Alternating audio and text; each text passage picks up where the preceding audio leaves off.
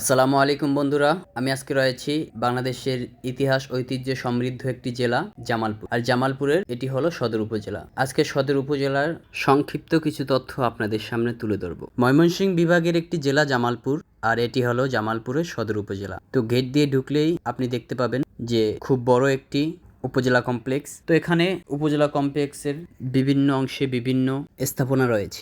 শুরুতেই আপনার গেট দিয়ে সোজা ঢুকলে দেখবেন উপজেলা নির্বাহী অফিসারের বাসভবন, যেটা একেবারে শেষ প্রান্তে অবস্থিত।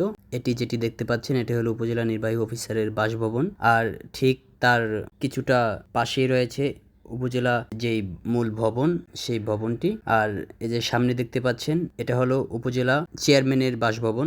এটা মূলত খুব কম উপজেলায় দেখা যায়। আমি মূলত বেশ কয়েকটি উপজেলায় ঘোরার পর যেটি আমি এই জায়গায় প্রথম দেখলাম, সেটি হলো এই জামালপুরে সদর উপজেলায় যে উপজেলা চেয়ারম্যানের বাসভবন দেখলাম। যাই হোক, এখন বর্তমানে এটি বন্ধ চেয়ারম্যান না থাকার কারণে। আর এটি হলো উপজেলার আরেকটি ভবন।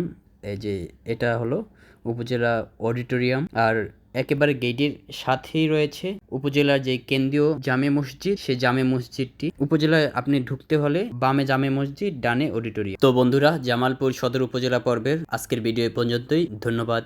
আল্লাহ হাফেজ।